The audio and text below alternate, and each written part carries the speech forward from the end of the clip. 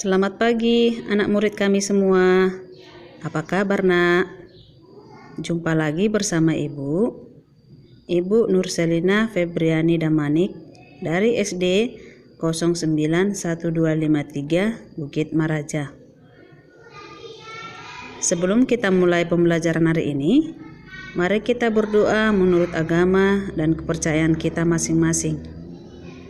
Berdoa dimulai. Berdoa selesai. Pembelajaran kita hari ini, tema 6, cita-citaku. Subtema 1, aku dan cita-citaku. Pembelajaran 4. Untuk itu, mari kita dengarkan dan simak video pembelajaran ini ya nak. Tujuan pembelajaran ini sebagai berikut. Perhatikan gambar berikut. Kita dapat memiliki lebih dari satu cita-cita. Cita-cita kita pun tidak harus berupa profesi tertentu. Cita-cita seseorang merupakan impian yang ingin dicapai karena ia memiliki minat dan kesukaan. Minat dan kesukaan kita terhadap bidang tertentu dapat membantu kita meraih cita-cita. Cari tahulah mengenai kegiatan-kegiatan yang disukai dan kegiatan yang sulit dilakukan oleh temanmu. Apakah kegiatanmu sama dengan kegiatan temanmu? Dari situ dapat kita simpulkan bahwa pada dasarnya setiap orang memiliki cita-cita dan tujuan yang berbeda. Ada banyak jenis kegiatan yang dapat kita lakukan yang memiliki manfaat untuk mendukung tercapainya cita-cita. Oleh karenanya, kita harus terus berusaha mengatasi kesulitan-kesulitan dalam melakukan kegiatan yang bermanfaat tersebut. Mari kita simak kisah sukses mengatasi kegagalan. Michael Jordan, pemain basket dunia. Saat duduk di bangku SMA, Michael pernah gagal masuk tim basket sekolahnya. Ia dianggap tidak cukup tinggi untuk memenuhi persyaratan masuk tim kebanggaannya. Dengan usaha yang sangat keras, ia terus berlatih dan berlatih. Pada saat menjadi pemain basket kelas dunia pun, ia banyak mengalami kegagalan. Ini pengakuannya. Sepanjang karir saya, lebih dari 9.000 tembakan saya meleset. Saya pernah kalah dalam 300 pertandingan. Paling tidak 26 kali saya dipercaya untuk melakukan tembakan penentu kemenangan. Dan saya gagal. Saya telah berkali-kali mengalami kegagalan. Tapi karena kegagalan itulah saya berhasil. Berikutnya ada Thomas Alva Edison, penemu lampu listrik.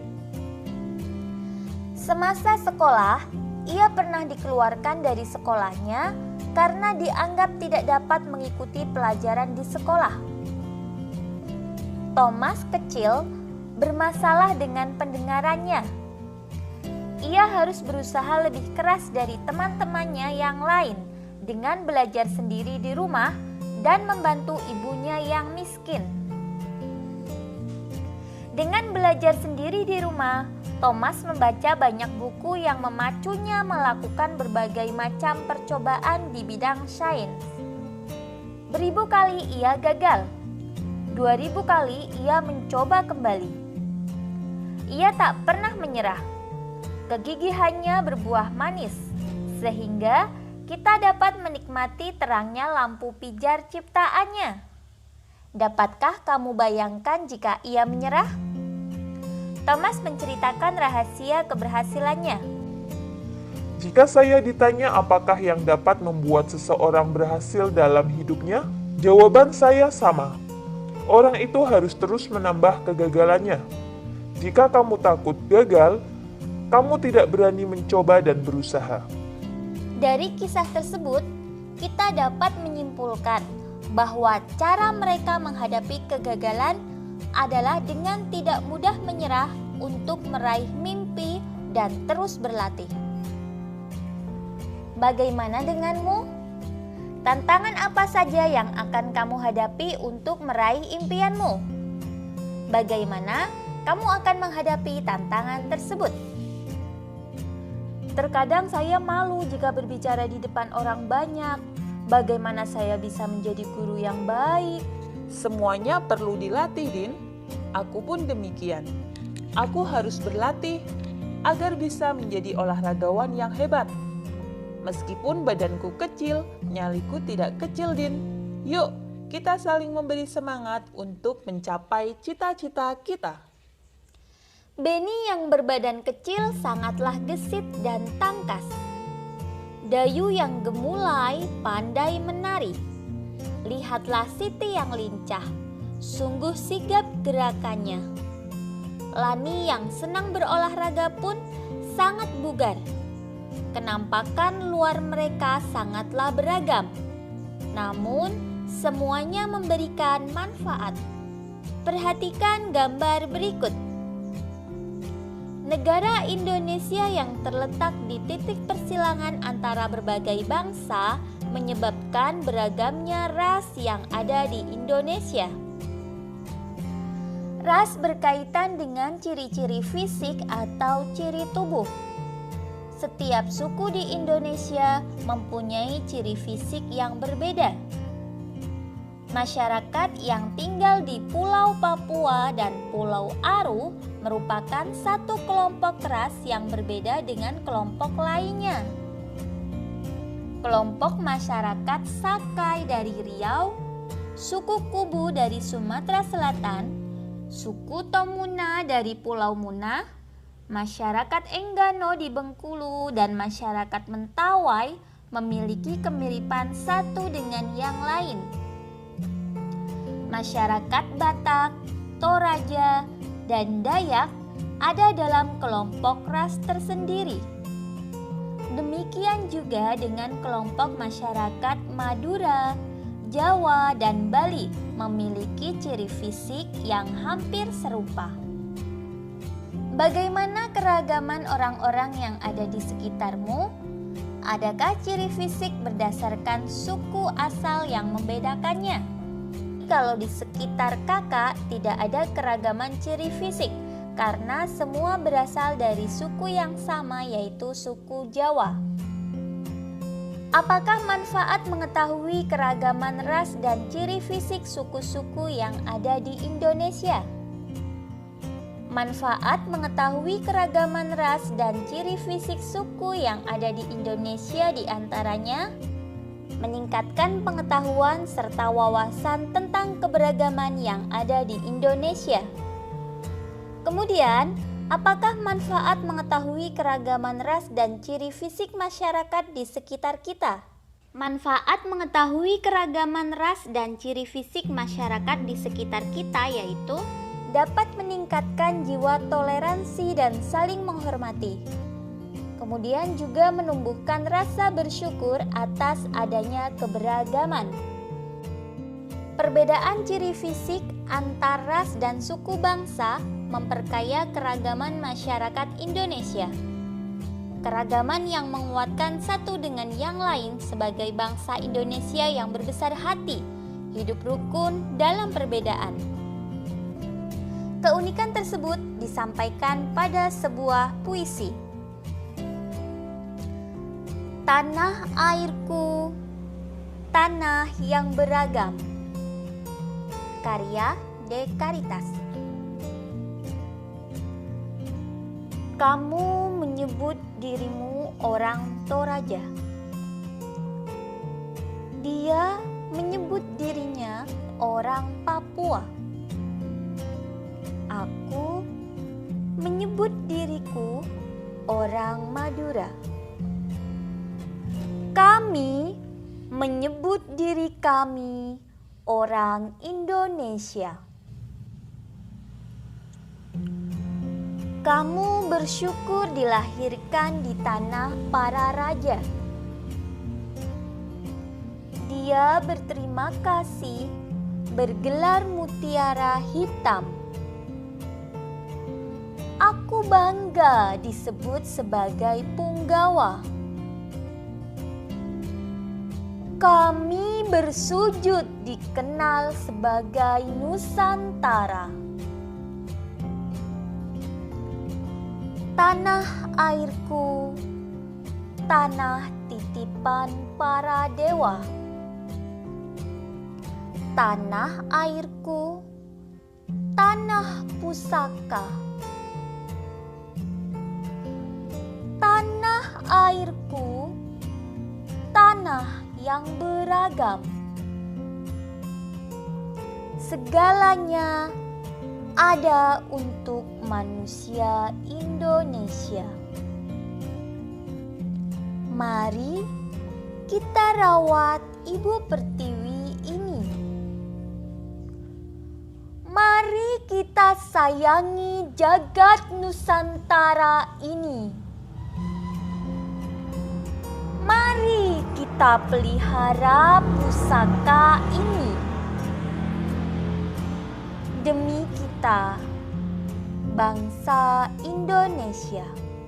Selanjutnya, mari kita temukan makna dari tiap bait puisi tersebut. Bait pertama, kamu menyebut dirimu orang Toraja, dia menyebut dirinya orang Papua, aku menyebut diriku orang Madura, kami menyebut diri kami orang Indonesia. Kira-kira maknanya apa? Ya, makna puisi bait pertama yaitu meski beraneka ragam suku, kita semua adalah orang Indonesia. Lanjut ke bait kedua. Kamu bersyukur dilahirkan di tanah para raja. Dia berterima kasih bergelar mutiara hitam. Aku bangga disebut sebagai punggawa. Kami bersujud dikenal sebagai Nusantara. Berarti makna bait kedua ini yaitu rasa syukur dan bangga lahir di Indonesia. Lanjut ke bait yang ketiga. Tanah airku, tanah titipan para dewa. Tanah airku, tanah pusaka. Tanah airku, tanah yang beragam. Segalanya ada untuk manusia Indonesia. Makna puisi bait ketiga ini adalah Indonesia kaya akan segalanya untuk seluruh rakyat Indonesia. Lanjut ke bait yang keempat. Mari kita rawat Ibu Pertiwi. Ya, ini terlihat kalau isinya adalah ajakan ya. Mari kita sayangi jagat Nusantara ini. Mari kita pelihara pusaka ini. Demi kita, bangsa Indonesia. Jadi, makna puisi bait keempat yaitu ajakan untuk merawat, menyayangi, serta menjaga Indonesia. Selanjutnya, untuk makna keseluruhan puisi dari bait ke-1 sampai dengan ke-4, kita dapat menyimpulkan maknanya yaitu Indonesia memiliki beraneka ragam suku dan bangsa. Indonesia memiliki banyak kekayaan bagi seluruh rakyatnya. Kita harus bersyukur dan bangga hidup di Indonesia. Oleh karena itu, kita bisa mewujudkan rasa syukur dengan cara merawat, menyayangi, dan menjaga Indonesia demi bangsa Indonesia. Keragaman di Indonesia tidak melulu tentang budaya dan tradisinya. Ada keragaman alam yang juga mengakibatkan beragamnya sumber daya alam yang ada.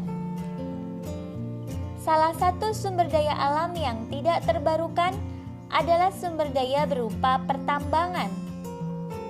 Bahan yang ditambang adalah berbagai jenis mineral dan logam seperti emas, timah, nikel, batu bara, dan bauksit. Berikut ini peta persebaran sumber daya alam tak terbarukan di Indonesia. Untuk bekerja sama dengan orang tua, buatlah puisi tentang sumber daya alam yang terdapat di daerahmu. Mintalah bantuan orang tua untuk menentukan sumber daya alam yang akan dibuat puisi. Nah, pembahasan tema 6, subtema 1, PB 4 telah selesai. Terima kasih telah menonton dan menyimak pembelajaran dari Ibu ya nak. Tetap sehat, tetap semangat, dan terima kasih.